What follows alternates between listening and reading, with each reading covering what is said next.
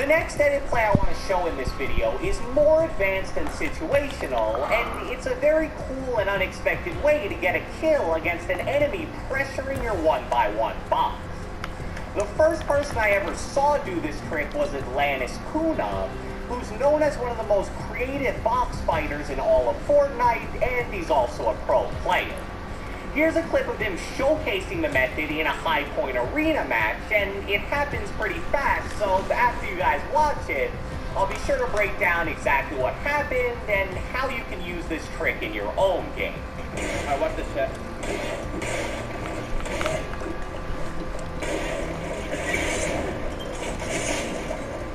Woo!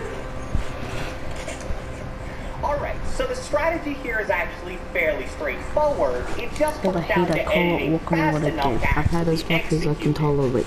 Also, for this trick to work, you need to...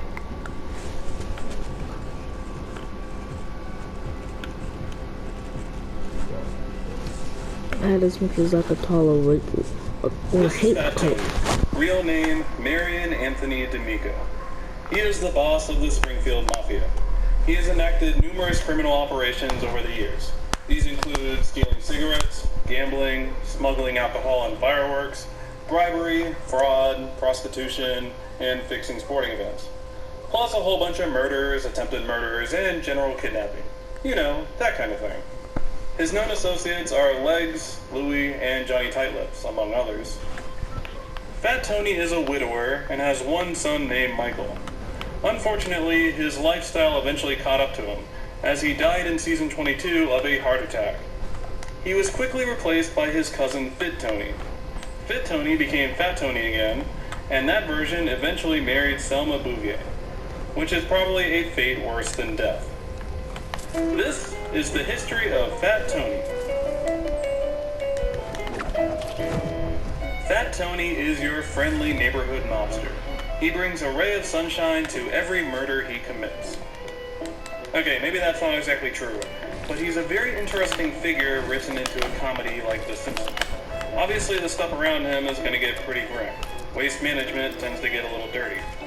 But he has always been portrayed in an offbeat way, adding that layer of silliness to help smooth over some of the, horrific acts. Also, he's a good excuse to do a lot of Godfather, Goodfellas, and Sopranos parodies. I mean, come on. When else are you going to do them? Okay, fine. This show loves The Godfather. But he's still a good opportunity to do these direct references and look at the seedy underbelly of Springfield. As always, we'll go back to the beginning and see where the character started.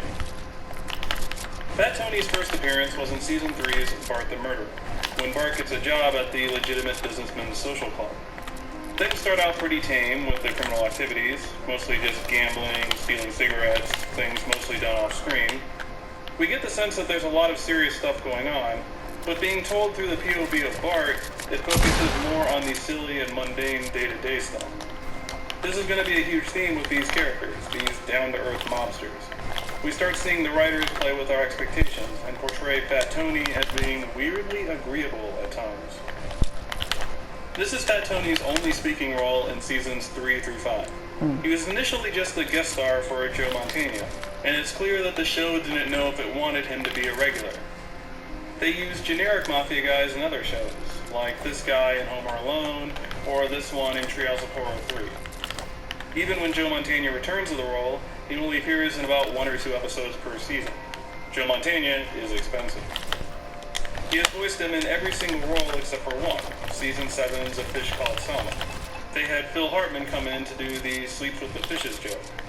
It's very noticeable if you're listening for it. Since then, Mantegna has advised the show that he'll come in and record everything Fat Tony does. He loves the character that much.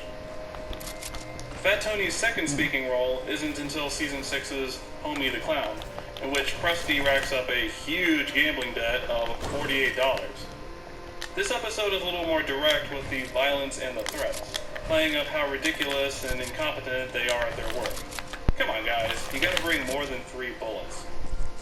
Here's where we really get that juxtaposition of actually showing a serious situation, but in the most silly way possible.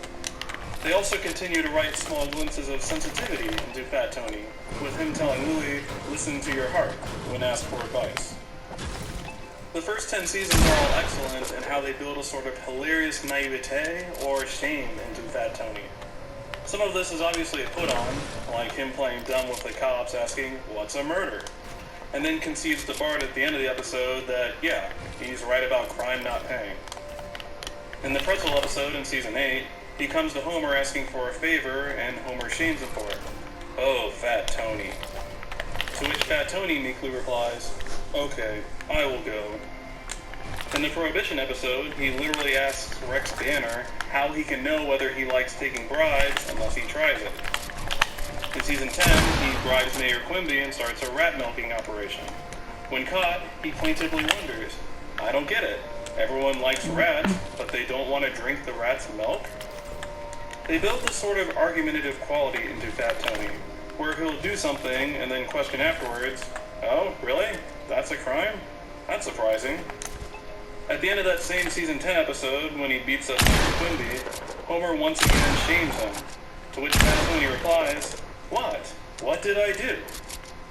Really, when you think about it, crime is just one big misunderstanding, right?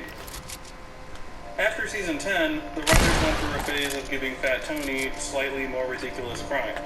Prior to this, the jokes were mostly in the trappings of the crime or the execution itself. Now we get stuff like them building school ramps out of dried breadsticks in season 11, smuggling fireworks in season 12, passing ferrets off as poodles in season 13. He's still portrayed as a threat, someone you really don't want to mess with. It's just the crimes themselves become part of the joke. This is around where both Johnny Tightlips and Frankie the Squealer started to show up regularly. It's weird thinking of there being specific eras of Fat Tony jokes, but they really did go through trends with him. Seasons 13 and 14 were fond about jokes about his emotionality, poking at his masculine facade.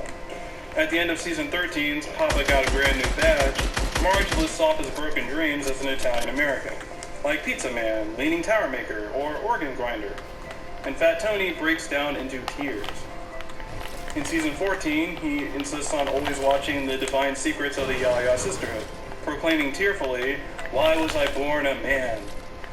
Then in the season finale, when Moe explains how Maggie changed his life for the better, Fat Tony and the other mobsters weep uncontrollably. These jokes might feel a little cheap, like, "LOL, he's crying," but mobsters do tend to have this macho air about them, that expressing sadness shows weakness. Fat Tony is a little like Nelson in some ways, and how much the writers like to poke fun at that threatening and antisocial facade. This is probably a good place to step back and look at the overall continuity of Fat Tony as a character. The later seasons really started looking at his personal backstory.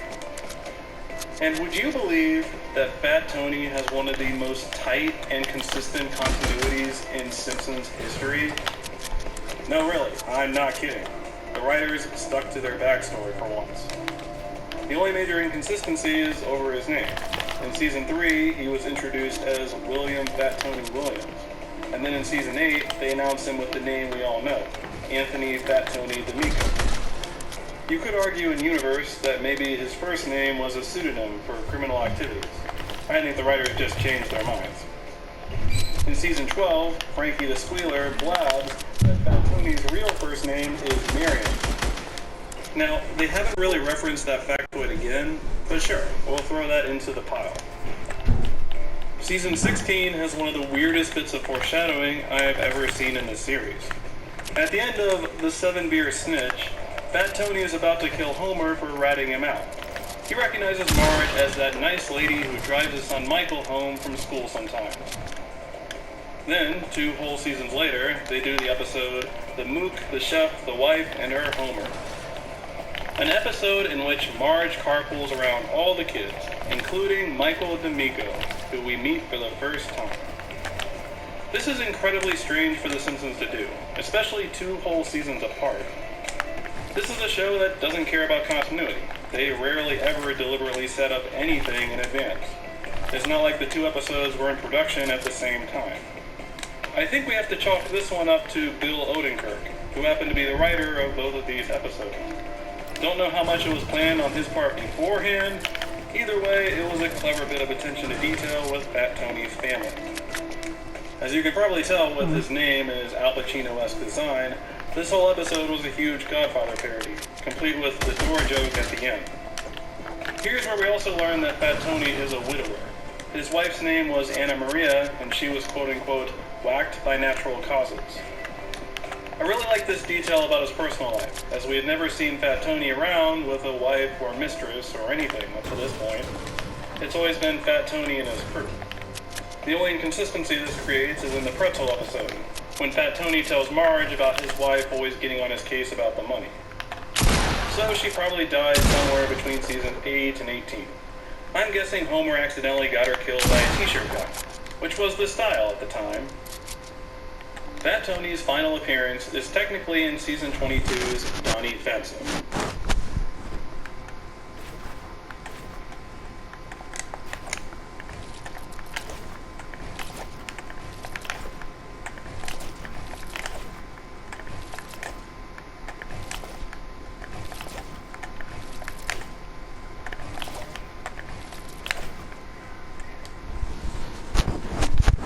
Probably guess from the title, this is obviously one giant parody of the film Donnie Brasco, with Homer working undercover for the FBI. Fat Tony gets the majority of the best scenes in this one. I really like the accidental prank call to Moe's that he does, and then how they give he and Homer quiet personal moments together to bond. We get to see the gravestone of his deceased wife. In the end, Fat Tony dies of a heart attack when he discovers that Homer has betrayed him. It's kind of shocking seeing him killed off so suddenly, and from a heart attack of all things. You would expect a more violent end for a character like this one. Now, I don't think this is a great episode or anything, more on that soon, but I appreciate that they at least gave the original Fat Tony a dignified exit. It's definitely one of his more humanizing episodes. The story concludes with Homer being kidnapped by Fat Tony's cousin from San Diego, Fit Tony. Okay, fine, whatever, if you must do this joke. Fit Tony was going to kill Homer, but then lets him off the hook because of memories or some contrived reason.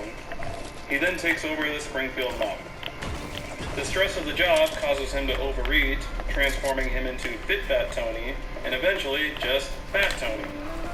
Coincidentally, the show also changed its name to Fit Fat Simpsons due to how it so consistently manages to have its cake and eat it.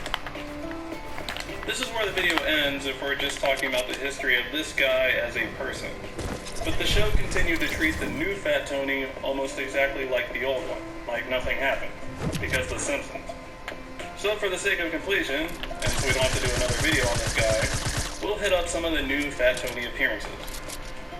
Later in that same season, he marries Selma Bouvier in the episode The Real Housewives of Fat Tony. He gets told off at the DMV, kidnaps her, and is about to murder her. Then he decides that he likes her moxie and gets her liposuction.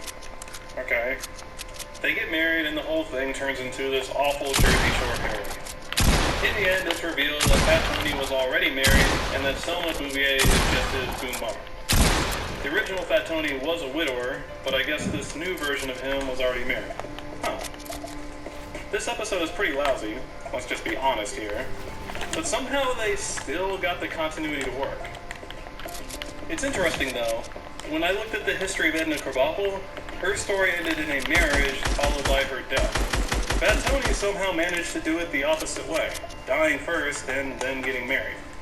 Let's just say season 22 is weird. Honestly, the later Fat Tony episodes are a bit all over the place. Just look at season 25's What to Expect When Bart's Expecting. Everyone in town thinks that Bart has a special power to get people pregnant, be it some kind of voodoo magic. Fat Tony kidnaps Bart and Homer to get him to breed his racehorse with a stud. But it turns out the male horse is gay, and scandalous horse sex happens with a duck-beard Clydesdale instead. No, I did not make up this episode. I can assure you it is real. Then there's this season 23 episode where Fat Tony makes his accountant the temporary Don while he's stuck on jury duty. We get a couple of nice moments of the dumb, mundane stuff that Fat Tony deals with, and a pretty solid parody of the christening scene from The Godfather. We also get season 29's Whistler's Father, where Marge does interior decorating for a building that turns out to be a bordello. Hey, there's Michael again. Probably the best Fat Tony episode in the modern era is season 28's 22 for 30. It's basically an ESPN 30 for 30 parody with interviews, one of those format bending affairs. Fat Tony starts up a racket with Bart to shake points off a basketball game, because Bart is mad at Homer or something. Lisa discovers at the conclusion that Fat Tony was humiliated as a child playing basketball on a girls' team, and eventually gets him to back off. Also, Louie reveals that Fat Tony cried during Toy Story 2, which, as he puts it, isn't even the sad one. Okay, he has a point there. Maybe. There's a part of me that wishes Joe Montana was more of a regular in the series, and we got more than 1 or 2 episodes a season with Fat Tony. But at the same time, I think he's a good example of how to keep a secondary character somewhat fresh. How to keep the show from burning itself out so quickly. There are only so many Mafia jokes in a row that we're gonna put up with. He's kind of like Phil Hartman, in that it becomes a treat when he does appear. Even as sparingly as they've used Fat Tony, they still repeated jokes and references on occasion. I mean, there are 2 completely separate episodes about Homer ratting out Fat Tony's crew. I don't think his modern appearances have been particularly great, even if the continuity is somehow rock solid. However, it's understandable why they keep going back to these guys. They really are great about raising the stakes of a story and adding some conflict.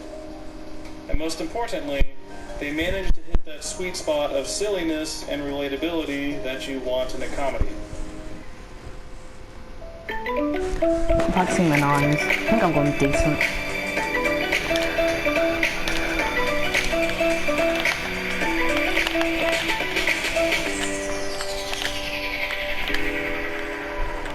No, I did the new girl.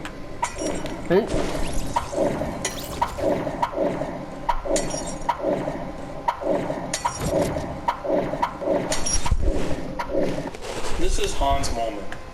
He is a kindly old gentleman who lives in Springfield. He brings a ray of sunshine everywhere he goes. Sometimes literally. Sometimes he's driven off the road.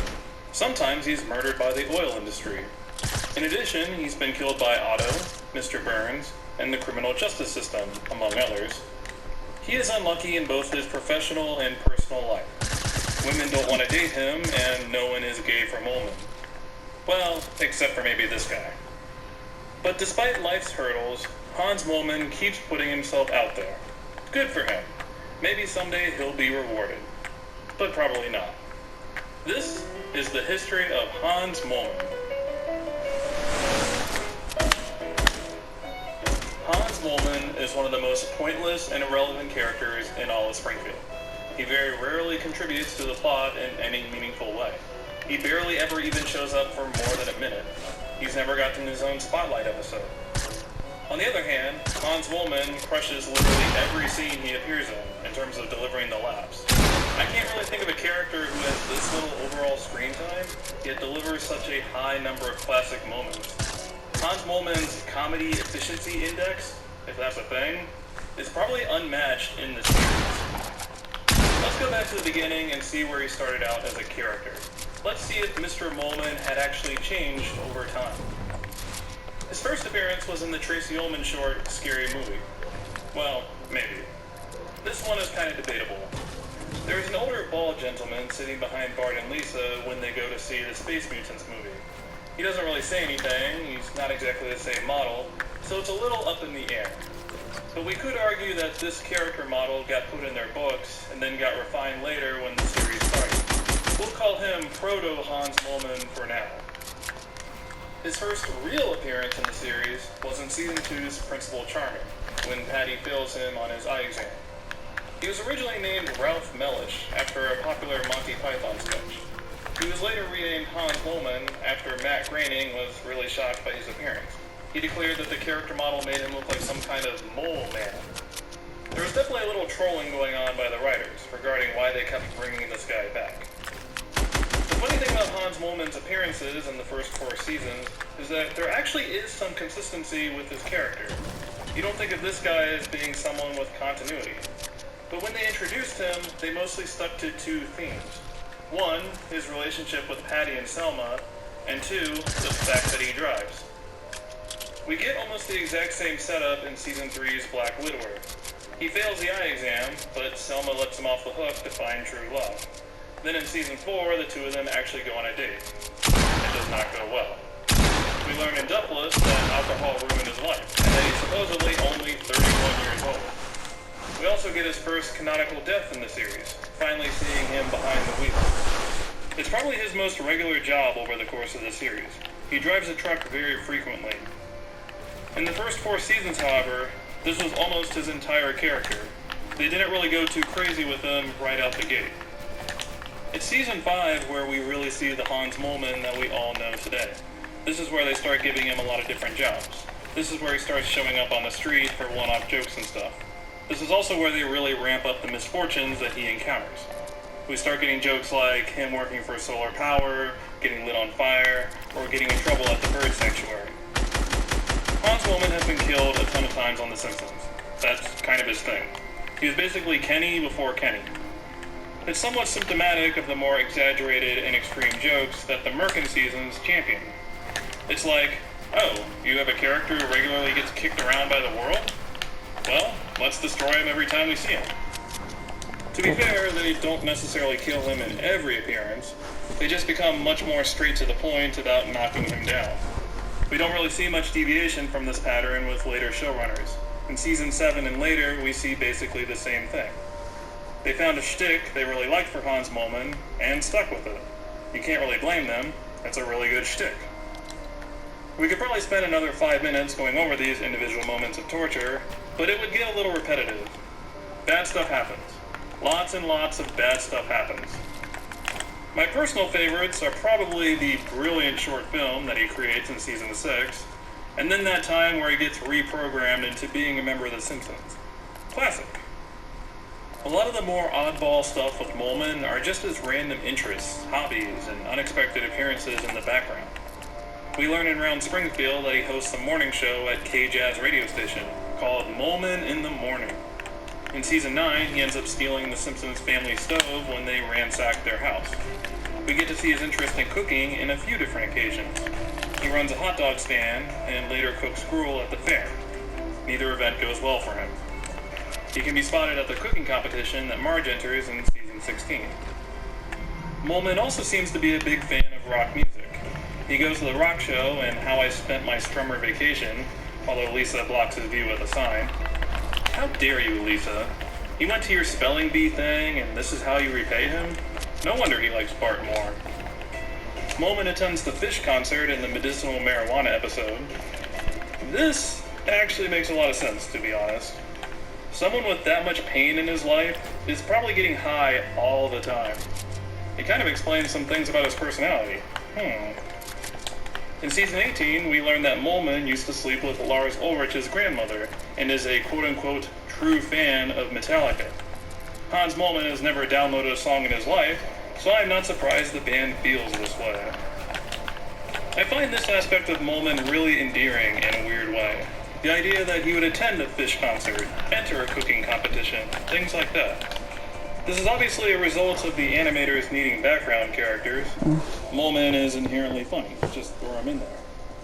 But if you think about what this guy goes through and how out of touch he is, it's kind of nice that he keeps going out there and doing stuff. You would think he would just give up after a while and just stay in his house. Moleman always seems game for trying new things. We don't actually get a ton of information about Hans Moleman's background. Like, where does this guy come from? Who is he exactly? We got that joke in season 11 where he's king of the mole people. A joke I personally find pretty lame and too obvious, to be honest. His last name is Moleman. Let's make him a literal mole man. Ugh. We learn in season 14 that he used to be in the army, as he wanders into a gay dance club looking for a reunion. The closest thing we ever get to a Hans Moleman episode is the beginning of season 26, Walking Big and Tall. We learn that Moleman used to be the beloved 4-term mayor of Springfield and wrote the town's anthem. Just look at that mustache. It's later revealed that he bought the song from a salesman and is run out of town for it. The only detail we learn about his tenure as mayor is that he was popular and that he managed to